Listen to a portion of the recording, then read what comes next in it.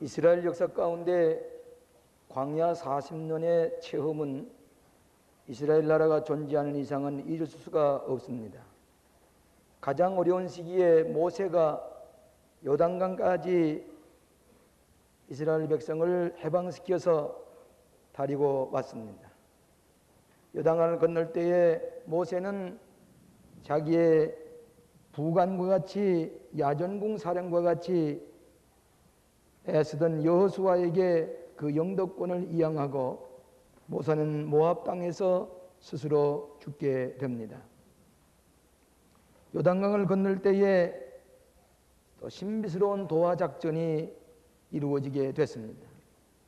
12지파에서 한 사람씩을 선택하고 여호와의 법궤를 앞세우고 이 요단강 물이 넘쳐 흐르는 그것을 건너가게 될 때에 여호수아가 하나님 앞에 기도하고 법궤를 맨 제사장들이 요단강 물에 발을 들여놓을 때에 그 요단강 물이 육지같이 갈라졌습니다. 그래서 신비스럽게도 홍해를 건넌 것처럼 다시 한번 하나님의 기적을 체험하면서 요단강을 건넜습니다. 그 후에 가장 완벽한 지구상에서 가장 오래된 도시인 여리고성이 완벽한 을 쌓고 있었습니다.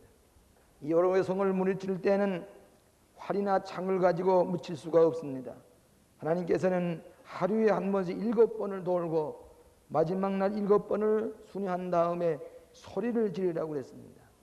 그 명령대로 순종할 때에 이 성곽은 7번 돈 후에 소리를 지를 때에 이 여리고성은 무너졌습니다. 가나안 땅을 차지하고 있던 가나안 땅의 칠족들도 왕벌을 보내가지고 아모리 사람의 2 왕도 물리쳤다 그랬습니다. 그래서 하시는 말씀이 너희들이 가나안 땅을 점령하는 것은 너희의 칼과 활로 이기게 한 것이 아니다. 너희들이 수고하지 아니한 땅을 너희들이 기름진 땅을 차지하게 되었고 건축하지 아니한 성읍들을 얻게 되었고 심지 아니한 포도원과 감람나무 열매를 먹게 되었구나. 이스라엘 백성은 추상적인 철학적인 신학적인 하나님이 아니라 눈으로 목도하고 체험되어진 현실적으로 그의 발걸음을 인도하신 여호와 하나님을 체험한 그 하나님. 110세가 된 여호수아는 마지막 세상을 떠나기 직전에 고별 인사 겸 설교를 하는 것이 오늘 이 본문의 말씀입니다. 너희는 아브라함의 우선으로 선택을 받아 또 애굽에 가서 노예 생활했지만 광야 40년 동안 하나님이 너희들을 얼마나 사랑했는 것이 너희들은 보지 않느냐. 이제 가나안 땅에 들어가면서 너희들은 새롭게 언약을 해야 된다. 그러므로 이제는 너희들이 과거에 가졌던 개념을 버리고 무엇인가 새롭게 결단해야 되겠다고 새로운 언약을 강조하시는 이 여호수아의 고별 설교를 우리는 들을 수가 있습니다. Now, therefore, 가나안 땅에서 체험한 가나안 땅에 들어가기 있을 때는 너희들은 새로운 언약이 있어야 된다고 강조하시는 말씀입니다. 우리는 지난 주간에 그처럼 세계를 뒤흔들었던 74년 동안의 공산주의의 종말을 거하는 선언을 우리가 들었습니다.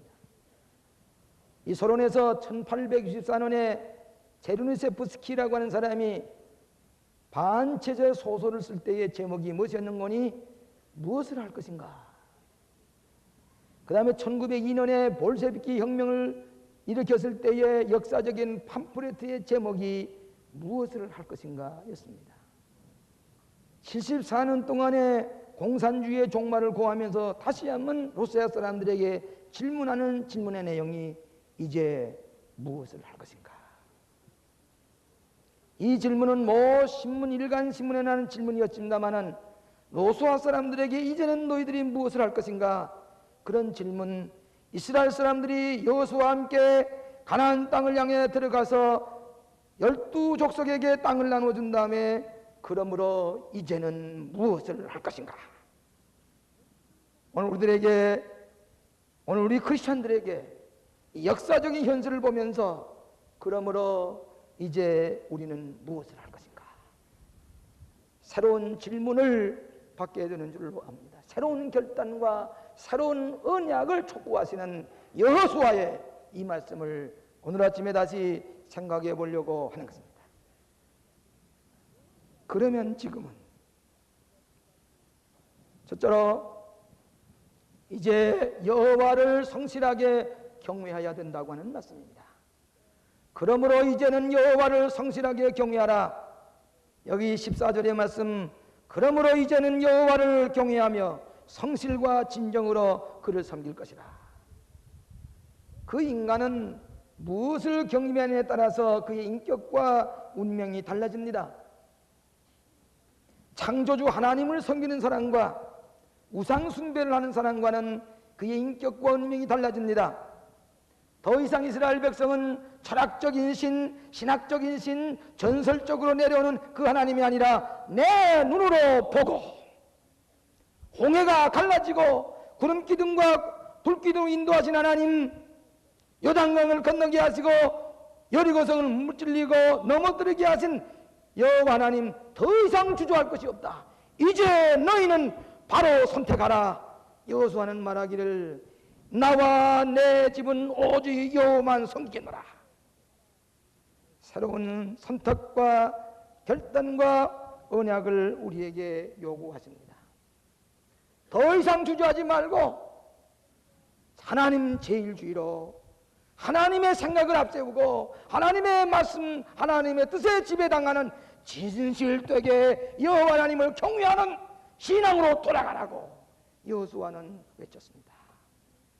더 이상 추상적으로 생각하는 하나님이 아니라 내 발걸음마다 인도하신 하나님, 너를 보호하시고 내 생명을 인도하신 그 하나님을 진실되게 성실하게 섬기고 경외하라고 하시는 이 말씀입니다. 요한 웨슬리 선생은 그는 주장하기를 네 가지 주장을 하면서, 첫째로는 성경 중심의 신앙입니다. 뭐 인간적 신학적으로 만드는 교리가 아니라 그저 하나님 말씀 중심의 신앙이다. 그 다음에는 전통적인 신앙입니다. 전통적인 사도의 교회의 신앙입니다. 이단이 되는 것은 전통적인 교회를 떠나게 될 때에 이단이 됩니다.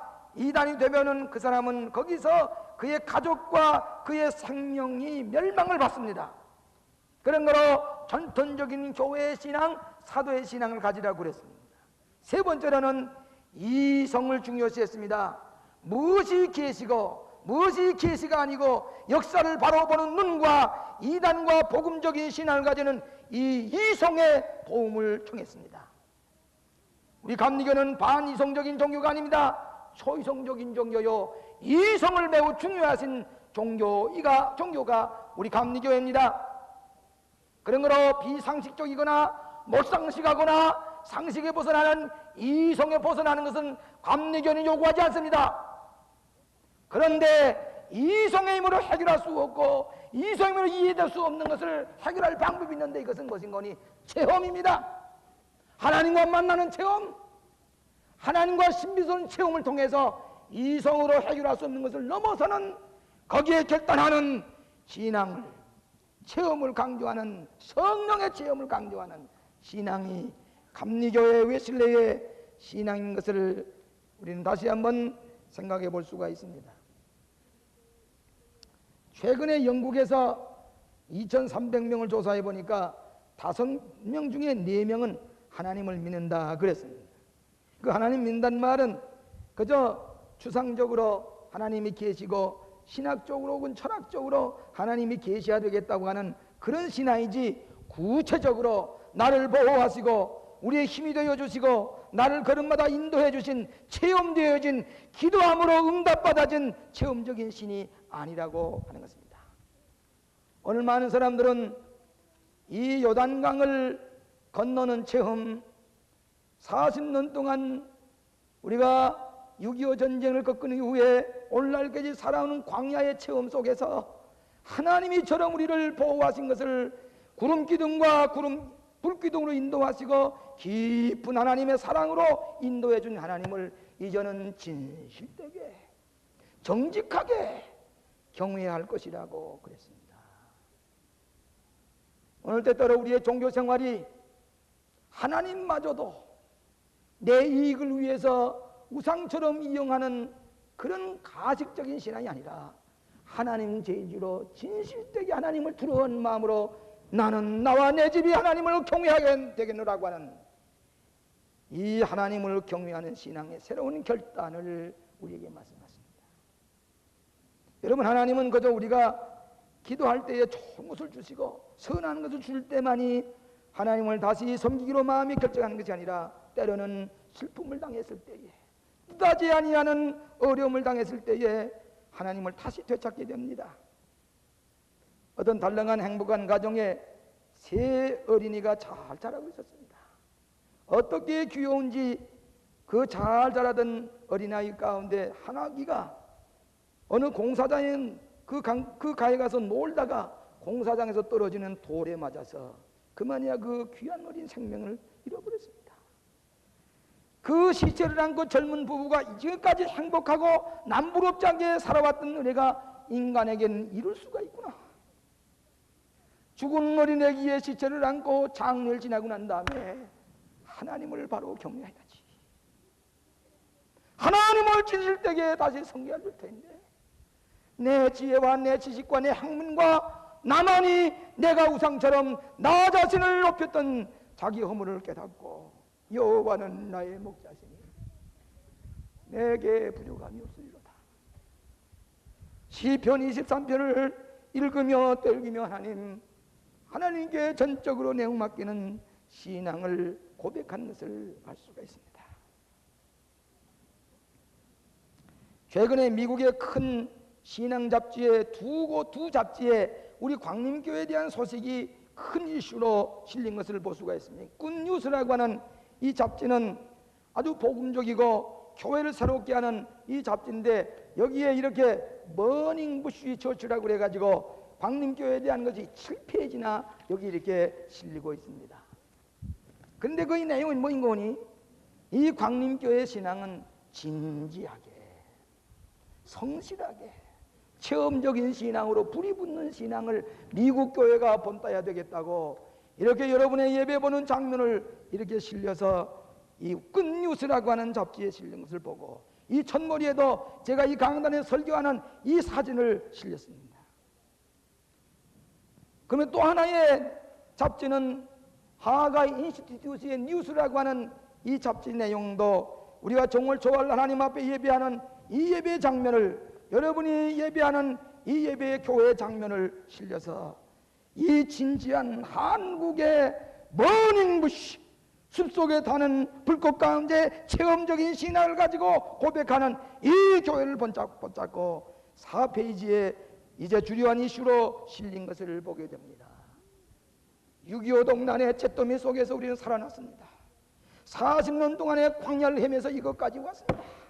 국가적으로 가정적으로 개인적으로 하나님이 돌보아 주지 아니했더라면 이 나라가 어디든지 몰렸을 것인데 그래도 하나님 우리를 버리지 아니하시고 오늘날까지 인도하신 하나님, 그러므로 이제는 하나님을 성실하게 진실되게 경외함으로 말미암아 복된 하나님의 백성이 될 것을 우리에게 약속해 준 말씀인 줄로 믿습니다. 두 번째로는 그러므로 이제는 우상숭배를 버려야 한다고 그랬습니다. 우상숭배를 버려야 된다고 그랬습니다. 그러므로 이제는 너희 열조가 강저편과 애굽에서 섬기던 신들을 제해버리고 여호와만을 섬기라고 했습니다. 여러분, 애굽 땅에서 많은 잡신을 섬겼습니다.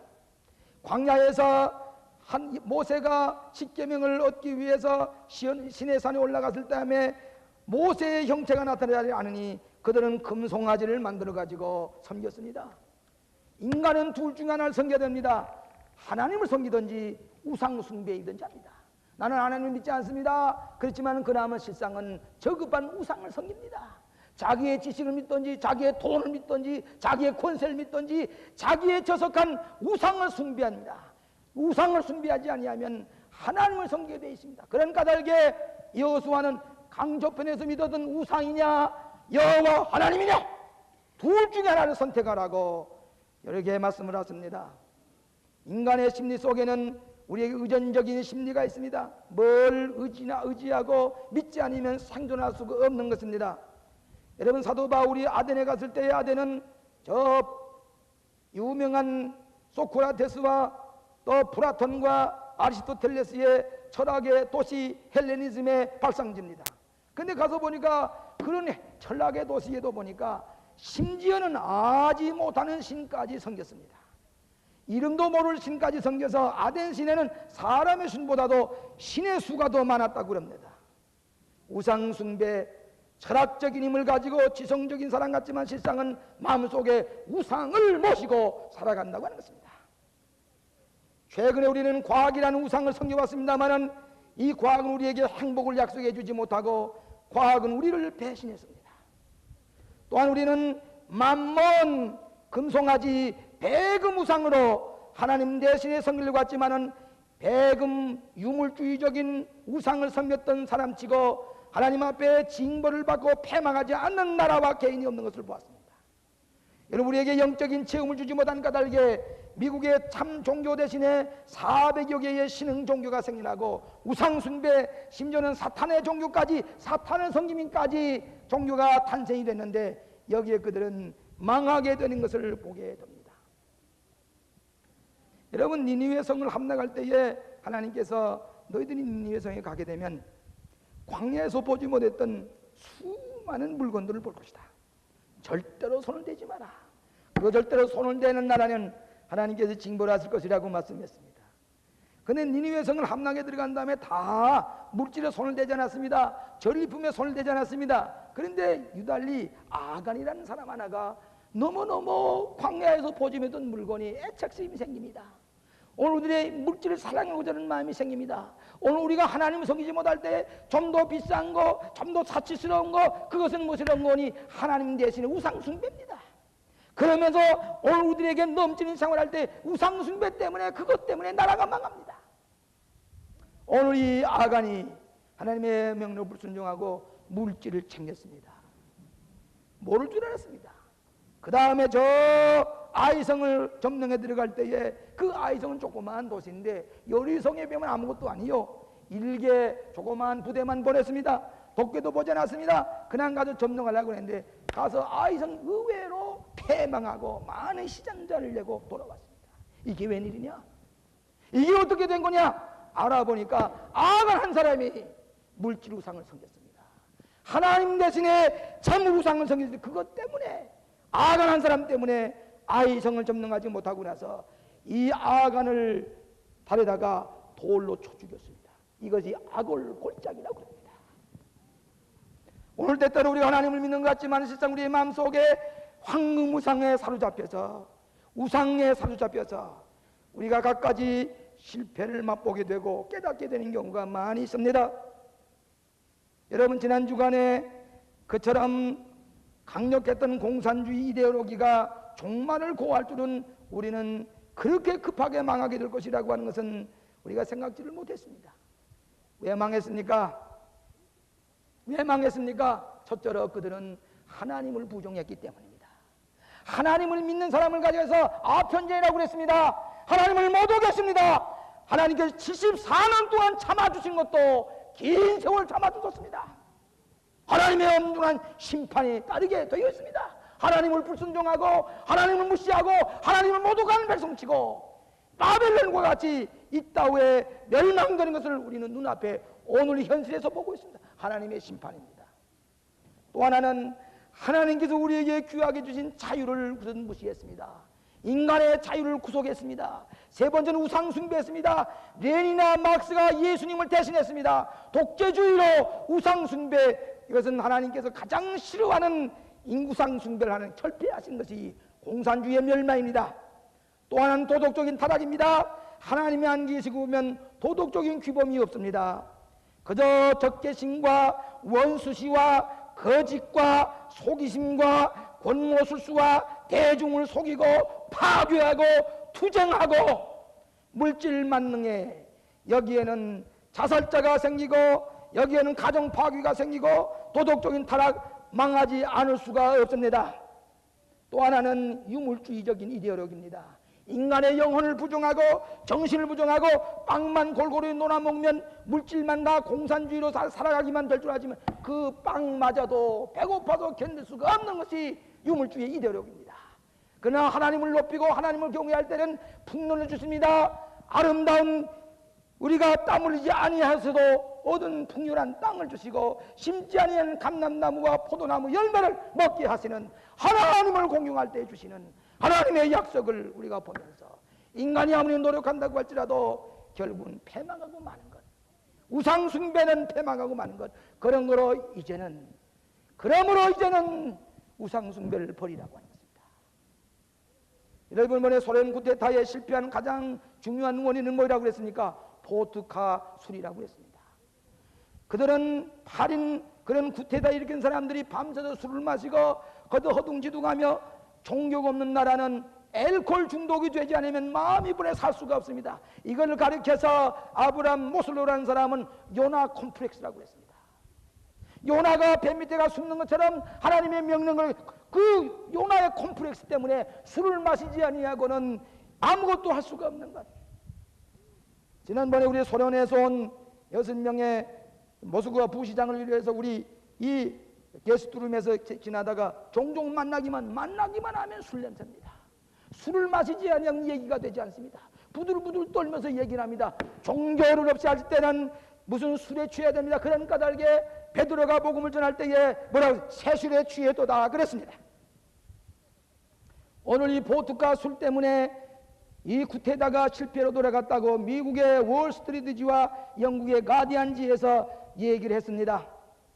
얼마나 이 소련 사람들이 술을 좋아하는지 꼬르바주가 한번 얘기를 하기를 이런 우스운 얘기를 했습니다. 우주 비행사가 달나라에서 가만히 올라가서 지구를 동원을 보니까 다른 나라는 다 말짱하게 깨끗하게 정리가 되어 있는데 이 소련 땅만은 흔들 술에 취해서 소련 땅만은 흔들하더라는 얘기입니다.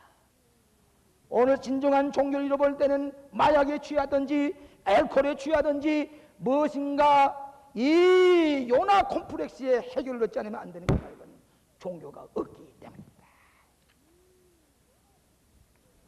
여호수아가 110세에 오랜 경험 끝에 결단 호소하는 것은 자 이제는 강 건너편의 성의 신들을 버려야 해. 아모리 사람들이 성이던 신을 버리고 오늘 나와 내 집은 여호와만을 섬기라. 오늘날 우리는 하나님을 지성으로 서는 것 같지만 실상 우리는 만몬의 신에 도취되어 있습니다. 우리가 만몬이라는 황금 송아지 때문에 우리가 우상 숭배하는 사람도 기독교 신앙 같지만은 하나님마저도 만몬신에 예속시키려고 하는 수단으로 생각하는 그런 사람들도 있습니다. 이것은 우상 숭배입니다.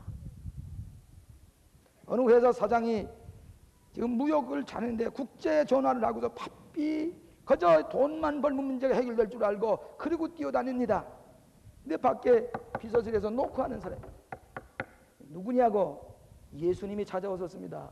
아니 예수님이 바쁜데 누구냐고 목사님이 아마 전도지를 가지고 전도하러 오셨던 모양입니다. 그때 이 무역회사 사장은 이 바쁜 때 예수가 나에게 무슨 소용이 있어? 이 바쁜 시간에 지금 만날 시간 없다고 그래요? 그 현관에서 그대로 배척해 버렸습니다.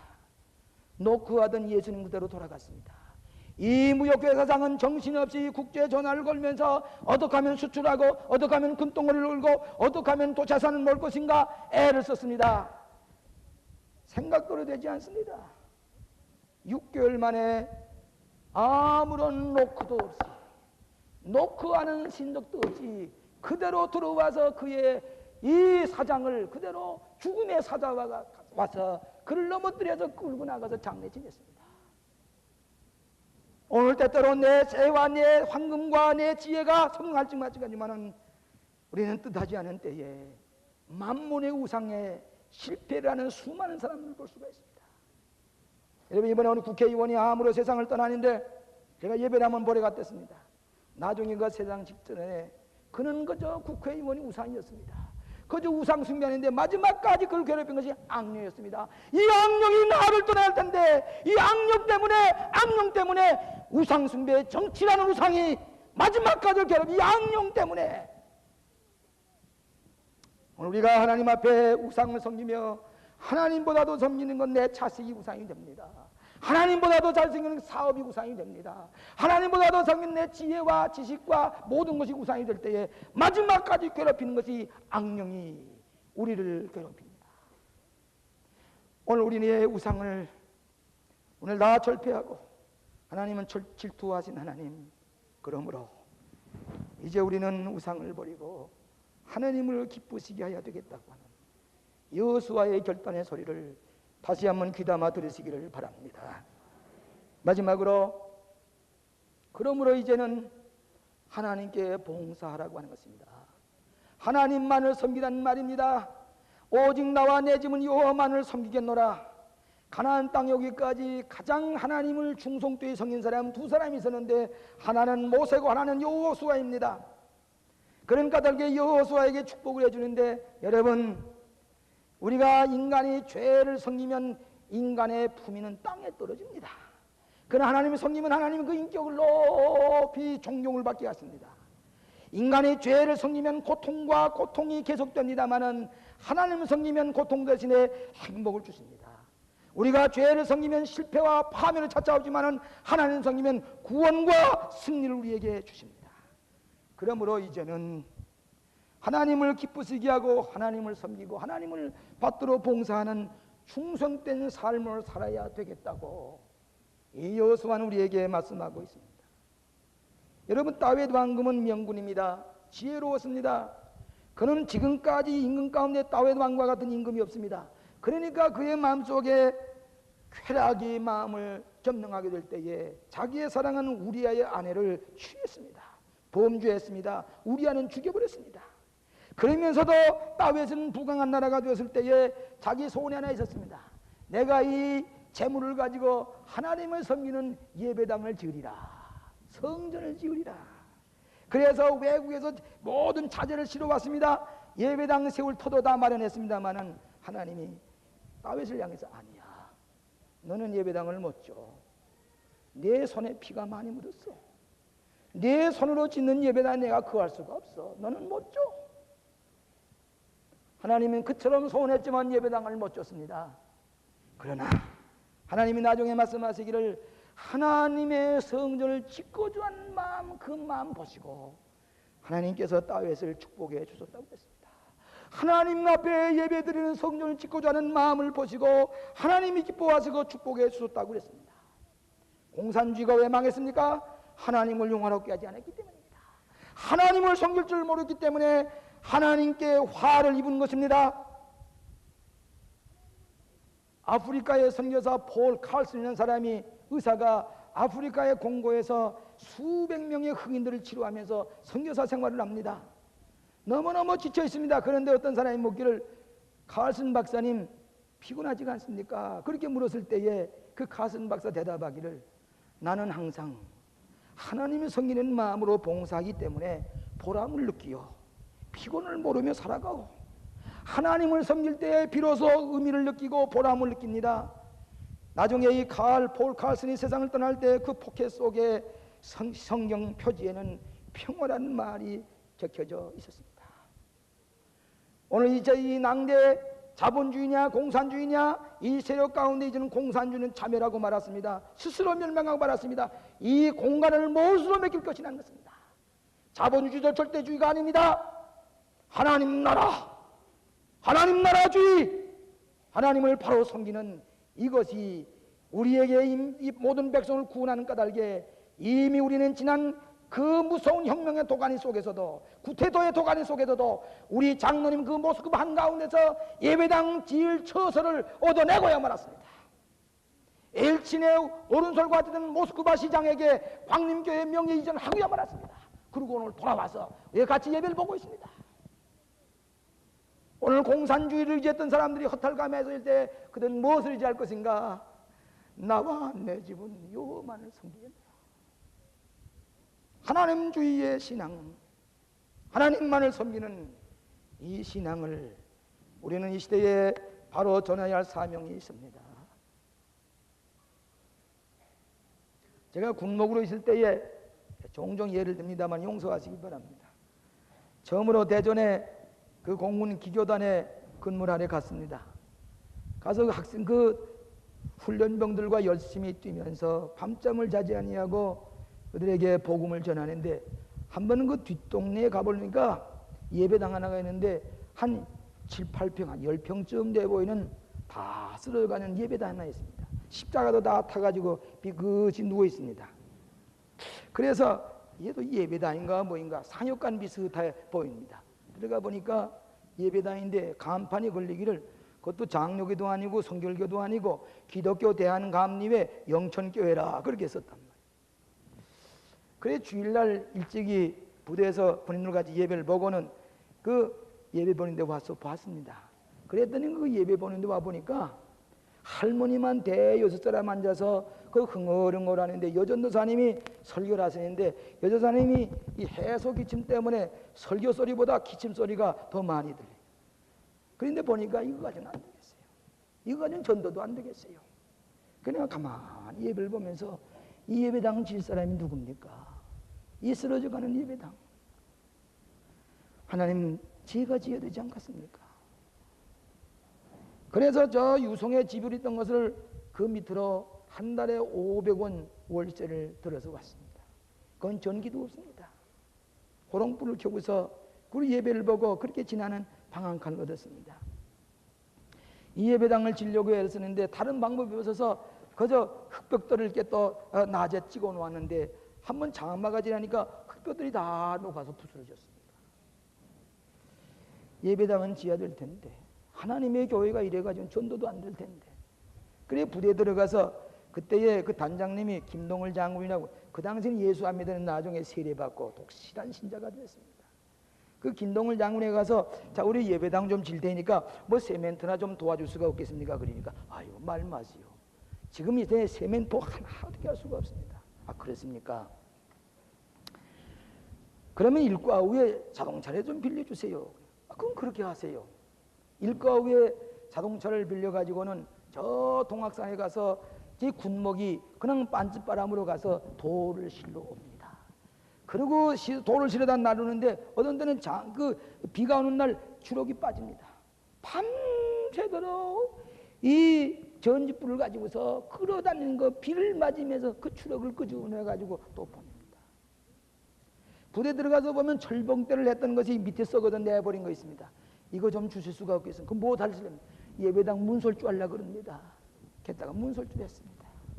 기와장 다 남겨 쓰러진 거 있습니다. 이거 버릴 거 아닙니까? 이건 뭐 소용이 없습니다. 그러면 우리 예배당 기와하기 좀 주세요. 예배당 기와를 올렸습니다. 헌금할 사람이 없으니 제가 3개월의 봉급을 다 예배당 짓는데 바치고 나니까 그냥 예배당 콘크리트를 난 다음에 그걸 또 우리 집사람의 물지개를 물을 지에다가 그걸 물을 또 끼 얹어야 된다고 그래서 그걸 저 밑에 가서 두루박질을 해가지고 물을 끼 얹었습니다. 우리 막내 딸이 그때 임신 중이었었는데 영양실조가 돼서 먹을 것이 없어요. 제일 헌금하고 난 다음에 제일 싼 것이 무슨 거니? 밀가루입니다. 대전 시내에서 고음표 밀가루인지 무궁화 밀가루 사다가 그놈을 반죽을 해가지고 우리 집사람이 사이다병을 가지고 덜덜덜덜덜 말아가지고 이렇게 해서 잘라서 칼국수를 하는데 그래서 지금도 우리 집사람 칼국수 하나는 잘 끓입니다. 그래 그거를 아침도 칼국수, 점심도 칼국수, 저녁에도 칼국수. 예배당 지어야 되기 때문에 헌금 다 하고 나니까 쌀 사 먹을 돈이 없습니다. 뒷방에 중사 한 분이 사시는데 대전시내에서 꽁치를 사다가 굽는데 꽁치 굽는 냄새가 코에 솔솔 들어오는데 기가 막히단 말이에요. 그래도 우리가 예배당 지면서 희생해야지. 하나님의 교회를 짓는데 그래가 예배당을 짓습니다. 나중엔 밀가루보다 또 뭐 많이 먹는가 보니까 사병들이 밥을 다 지어 먹고 난 다음에 누룽지 긁은 게 있습니다. 이것을 식모아주머니도 그 뒷동리에 그걸 가지고서 팝니다. 그걸 군목 부인이 가서 남이 볼까봐 어둑어둑한 데 가서 그 누룽지를 사다가 다음장 밑에 널었습니다.